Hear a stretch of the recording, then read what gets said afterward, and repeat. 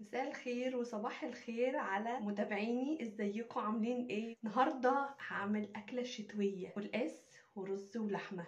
طبعا يعني عارفه ان هي حاجه عاديه، بس في ناس لسه بادئه تتعلم طبيخ، في ناس لسه متجوزه. القلقاس كمان ليه طرق كتير. في ناس تقول اغسليه بميه سخنه، في ناس تقول لا ما تغسلهوش. فانا بصراحه اتعلمت من مامتي ومن صحابي وانا صغيره كده لسه متخرجه يعني. الطريقه اللي انا هعملها لكم النهارده وماشيه عليها طول عمري، مريحالي، طريقه سهله كل الناس هتقدر تعملها. خليكي معايا خطوه بخطوه. والقاس بالخضره، سلق وكزبره. يلا معايا. اول حاجه هنعملها، هنجهز ميه، واول ما تبتدي تغلي كده هحط بصلتين، وهحط معلقه فلفل مش كبيره، واحط ورق لوري، واحط 3 أو 4 حبهان عشان بيدي للشوربه يعني مذاق كده حلو. اول بقى ما الميه هتغلي اهي دلوقتي، هروح منزله اللحمه وهسيبها تتسلق لغايه لما اجهز الخضره. ادي اللحمه،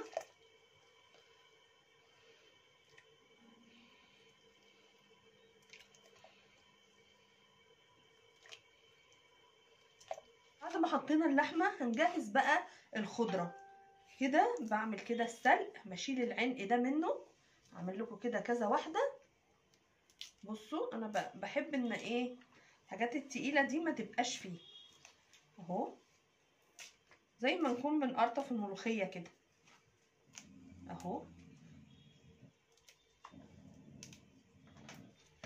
ومعانا برضو كزبره، هوريكم برضو كذا واحده عشان الناس اللي لسه ما تعرفش خالص القلقاس بيحصل فيه ايه. اهو انا بطلع كده، بطلع كده زي الملوخيه بالظبط.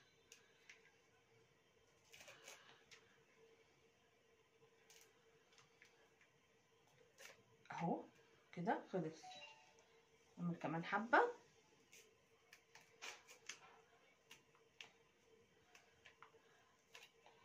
نخلص بقى كل الكميه اللي عندنا دي وايه، ونشوف هنعمل ايه.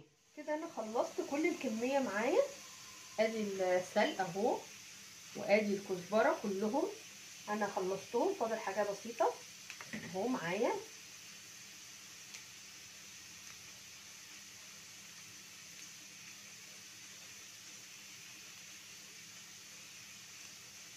زي ما انتم شايفين كده خلصت كله. هاخد بقى كل الخضره دي على حله كبيره مع حته سمنه وعلى النار. دلوقتي احنا سايبين اللحمه لسه بتتسلق، بعد ما نخلص اللحمه هنعمل القلقاس. دلوقتي احنا حطينا الخضره على النار وهننزل عليها بالسمنه البلدي. بصوا معلقتين بقى كبار كده، ونفضل نقلب فيها. كل اللي انتوا شايفينه الهيشان ده هيروح خالص خالص اول بس ما تسخن.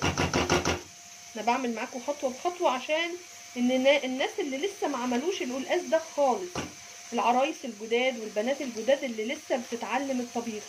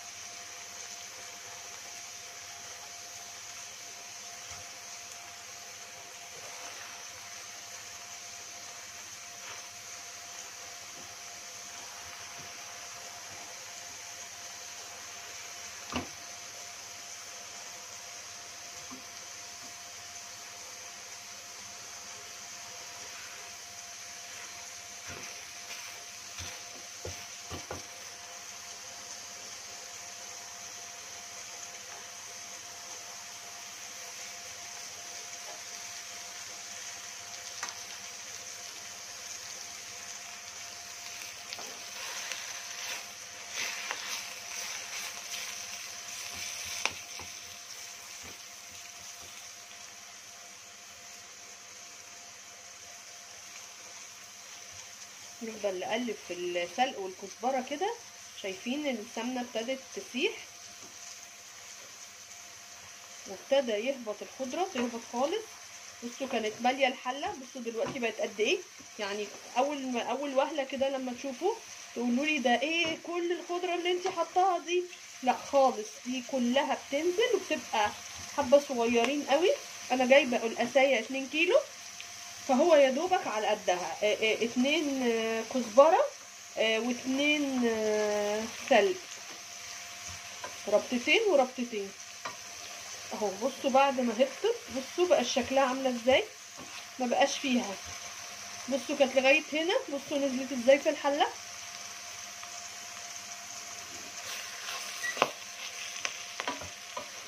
نفضل نقلب فيها لغايه لما تحمر الخضره، تغمق شويه. مش بحب لونها الفاتح ده قوي، بحبها غامقه سنه.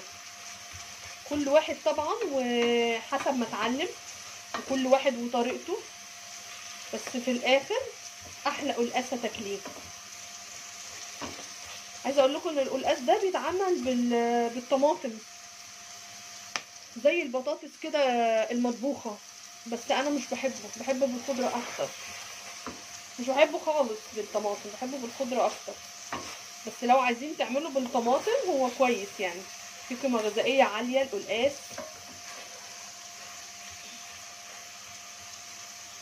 حلو قوي في الشتاء، بيدفي. الشوربه بتاعته خطيره، السلق والكزبره بيخلوا الشوربه مش قادره اقول لكم، رايحه في حته تانية خالص. بصوا بقت قد ايه، بصوا بقت قد ايه ازاي، حبه صغيرين. نفضل نقلب لغايه لما الخضره دي تغمق سنه، تتحمر وتغمق معايا سنه.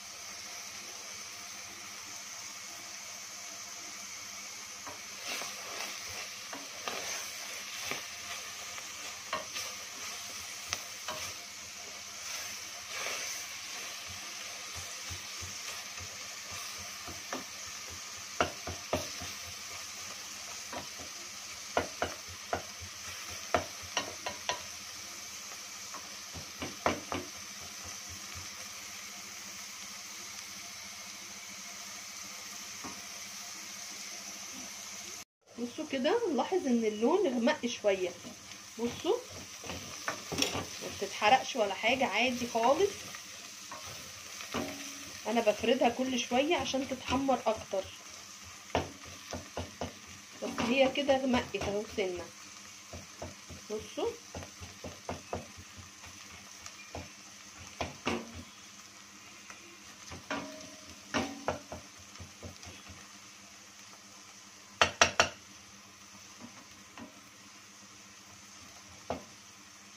كل ما تغمق كده كل ما هقلبها تاني تغمق اكتر.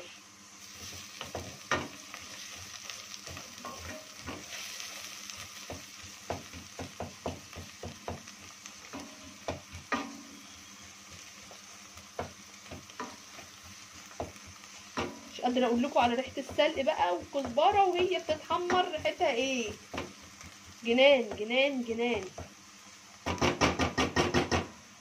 لما انا غمقت اهي خالص، يعني بصوا شكلها عامل ازاي، وبصوا السمنه بقى ظهرت ازاي اللي احنا كنا حاطينها.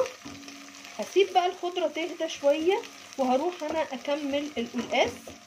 هقطعه واوريكم ازاي هنقطعه، وبعدين نرجع للخضره تاني. انا هطفي عليها، هي كده خلاص فاضل لها بس التومه. هطفي عليها واسيبها ترتاح لغايه لما نخلص القلقاس. بقى احنا هنقطع القلقاس. القلقاس يقولك اغسليه. انا متعلمه من ناس يعني شوام من زمان ان انا ما اغسلش القلقاس. ايديا ناشفه ما فيهاش ميه، السكينه ناشفه، الخشبه ناشفه، كل حاجه ناشفه من حواليا. همسك بمنديل مش هخلي ولا نقطه ميه تيجي على القلقاس، وبكده هو مش هيطلع الماده بتاعته اللي بيفرزها اللي هي بتبقى لزجه دي. همسك بقى بالمنديل ونبتدي نقطع حته حته. انا هقشره حته حته.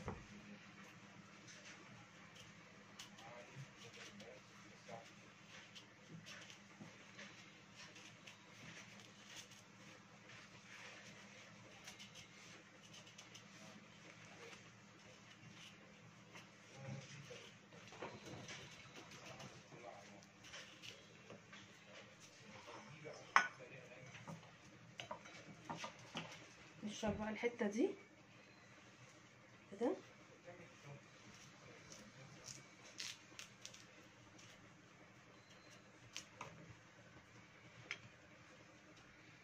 نكمل. الرسايه دي طريه سهله جدا في التقطيع بتاعها.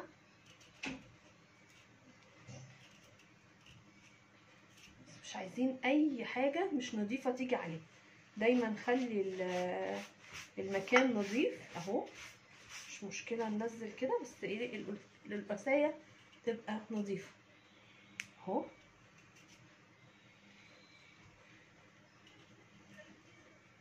في قلقاس بيتباع متقطع، ده لو متاح عندك وانت مش عايزه تقطعي اوكي. عايزه انت تعملي كل حاجه بايدك في البيت برضو ده متاح. انا عن نفسي مش بحب اجيب المتقطع ده، انا معرفش مين مقطعه ولا دي نظيفه ولا لا، فانا احب اعمل كل حاجه عندي في البيت.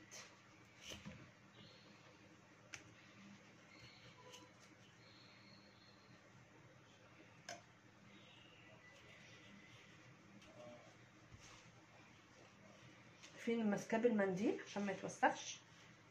اي حاجه بتنزل بنضفها بسرعه عشان ما تلزقش في الحته اللي انا قطعتها ونضفتها.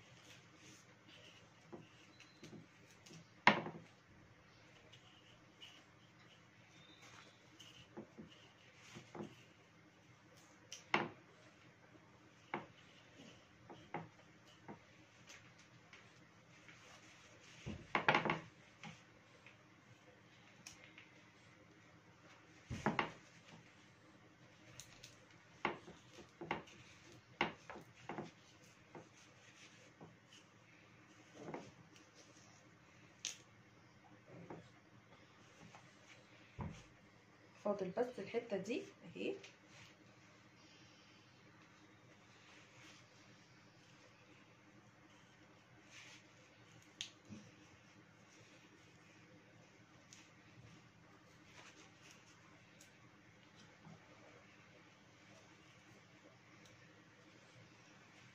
الحاجات بقى اللي مش هتعجبني هطلعها في التقطيع الصغير. انا كده نضفت القلقاسيه كلها اهي. بعد ما خلصت كل القلقاسيه زي ما انتم شايفين هنقطع بقى مكعبات اهي كلها. في حتت كده هبقى اقطعها في الحتت الصغيره. طبعا القلقاسه اهي مطلعتش اي حاجه، نظيفه. ما طلعتش اللي هو الماده اللزجه اللي فيها دي، لان ما طلعهاش ميه. اي نقطه ميه هتلاقيها لزقت معاكي. انت كده تمام. نبتدي بقى نقطع الحتت الصغيره، نقطعها كده بالعرض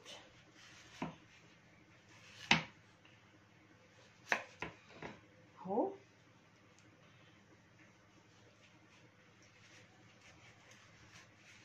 انا بحب احمر حبه في السمنه، يعني بعد ما هتتسلق في الشوربه احمرها في سمنه، بيبقى طعمها واو، روعه روعه روعه اهو. ناخد بقى دي ونقطعها لمكعبات، اعملها كده صوابع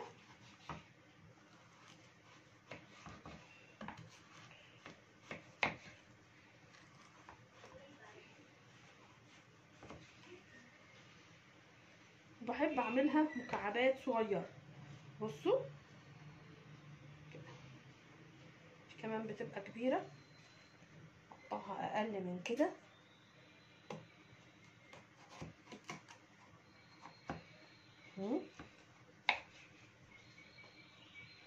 واروح مقطعه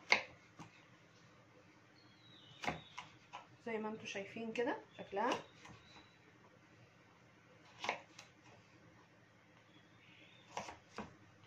خلص كل الكميه اللي معايا وارجع لكم. بصوا اهو،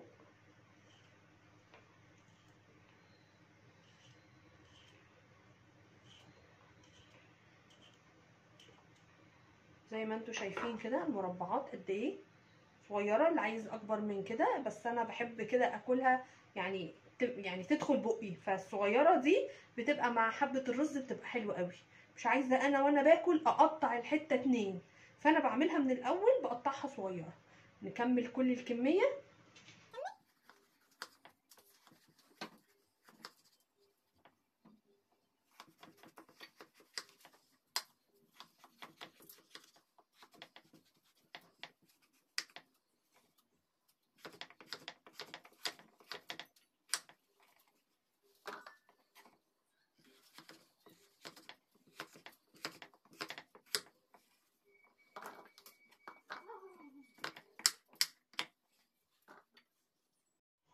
بعد ما خلصت كل الكميه قطعت حبه صوابع عشان عايزه احمرهم في السمنه بعد ما يتسلقوا في الشوربه، والتانيين حملتهم مكعبات علشان هو ده اللي يتحط فيه السلق.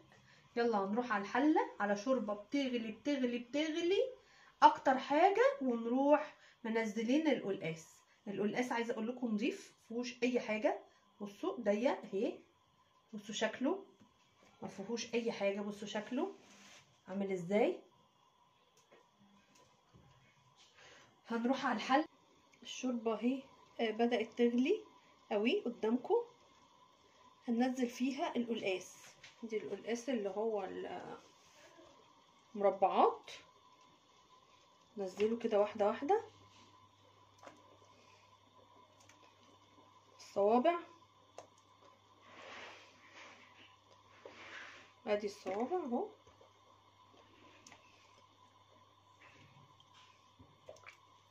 ونستنى شويه عقبال ما الشوربه تغلي اكتر عشان نحط التاني، يعني نديها فرصه تغلي تاني، عشان احنا لما بنحط فيها حاجه فالشوربه بتبرد. هنستنى عليها تغلي اكتر من كده. دلوقتي زي ما انتوا شايفين الشوربه ابتدت تغلي تاني. هروح بقى منزله القلقاس القطع فيها حبه حبه.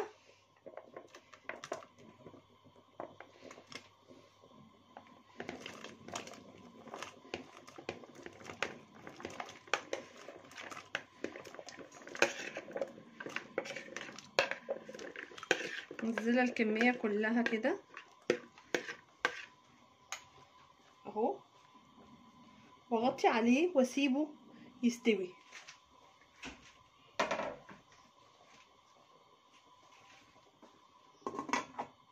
القلقاس انا نقلته على العين اللي هي اللي جوه، وابتديت انا بقى على العين دي هعمل الرز. يعني انا بستغل كل وقت علشان عقبال ما حاجه تخلص اكون انا خلصت الباقي، علشان ما اقفش في المطبخ فتره طويله. يبقى انا كده خلصت اول حاجه اللحمه سلقتها، خلصت الخضره عملت القلقاس اهو بيتسلق، وهبتدي انا دلوقتي اعمل الرز في حله.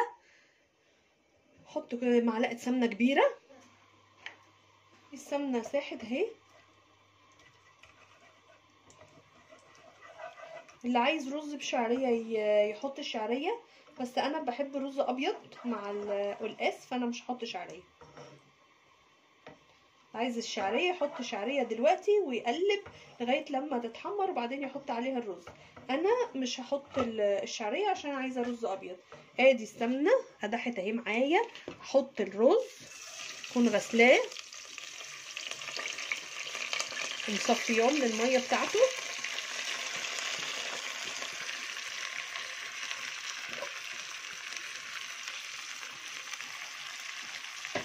اديله تقليبه.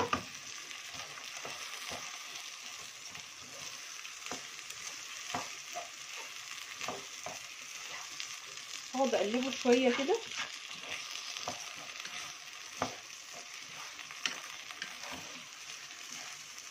بعدين انزل عليه بالشوربه. اوريكم دلوقتي اللي لسه مش بيعرف برضو يعمل الرز.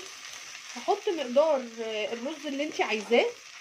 انا بحط كده بالبركه، وبغطي الرز فوقه يعني هو الرز واصل لغايه كده، انا هغطي بالشوربه فوقيه زياده عقله صباع اهو.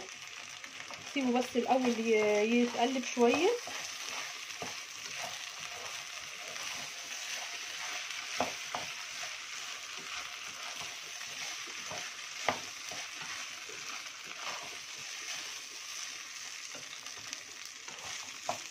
ازود الشوربه اللي انا عايزاها.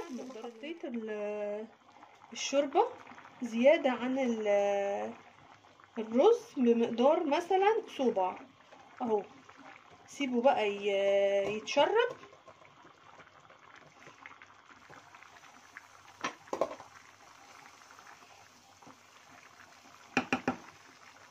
ولما يتشرب هغطي عليه.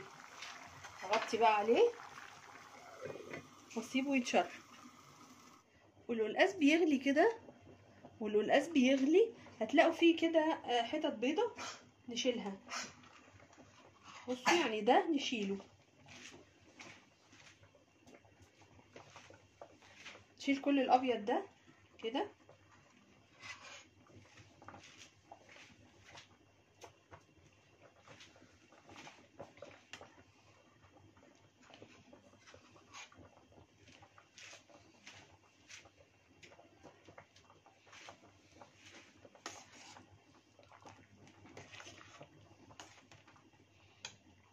لغايه لما ننضف الابيض ده خالص ما يبقاش فيه اي حاجه منه.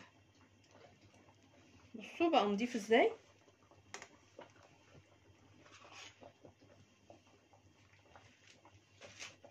احضر طاسه واحط فيها معلقتين توم علشان نعمل طشه القلقاس. بجيب حبه شوربه احطهم في الكبه بتاعه البصل، واخد الخضره بتاعتي واحطها فيها واضربها علشان تبقى سايله زي ما انتوا هتشوفوا دلوقتي اهو. الخضره كلها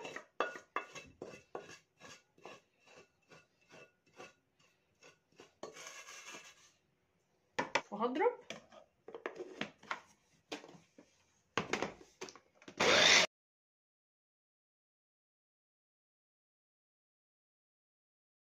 ناخد بقى الخضره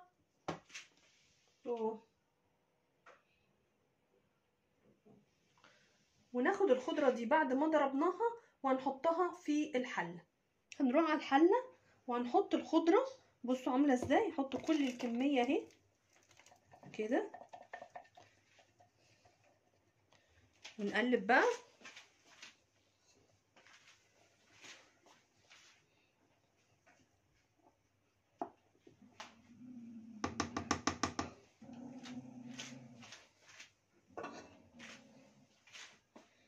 ونسيبه يغلي، ونروح احنا نعمل بقى طشة التومة في نفس الحلة بتاعة السلق اللي حطينا فيها السلق. انا حطيت معلقتين توم، وهحط معلقة سمنة معاهم.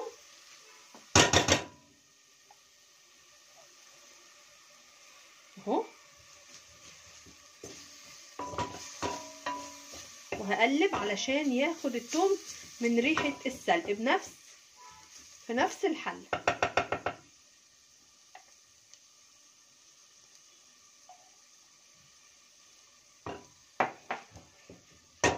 علي عليها لما تصفر هروح طشه بيها القلقاس.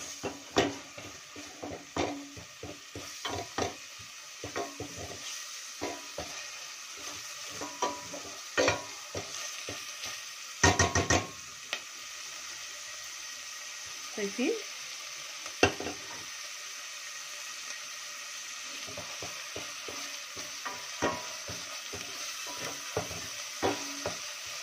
يا سيدي على الروايح يا سيدي، مش قادره اوصف لكم الريحه عامله ازاي.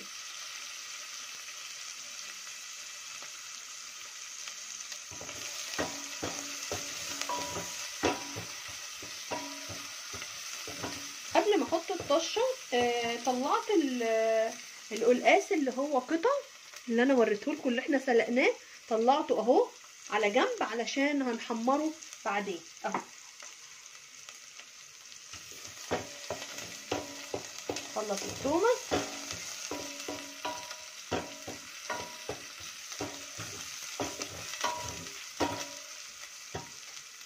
يا دوبك تصفر كده معانا تدي اللون الذهبي، وعلى طول نطشها على القلقاس.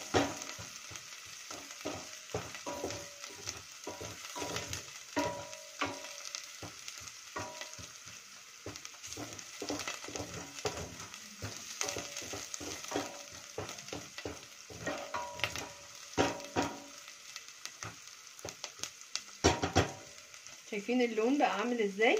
احنا كده خلاص هنطفي عليها وهنحطها على القلقاس. هطفي وايه هوريها لكم وانا بنزلها على القلقاس، ولا بلاش اطفي اهو. نجيب بقى القلقاس اهو على العين الكبيره، هننزل على القلقاس بالطشه بتاعه الثوم.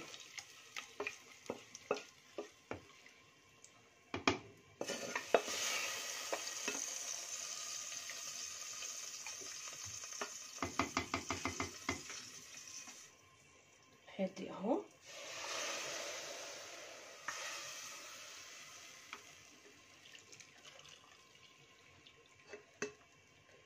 دلوقتي القلقاس جاهز معانا بالهنا والشفا. هنشوف الرز ونكمل. ادي الرز جنبه على طول اهو، نفتح عليه. الرز اهو خلاص يعتبر كده خلص. هنغرف بقى وندوق، والف هنا وشفا عليكم. النهارده عملنا رز وعملنا قلقاس ولحمه، وعملنا قلقاس متحمر في السمنه، وادي الرز الابيض التحفه.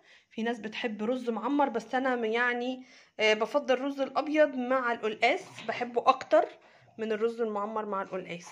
مره تانية اعمل لكم رز معمر. لو عجبكم الفيديو دوسوا لايك وشير وسبسكرايب ودعموني في القناه، وميرسي. باي باي.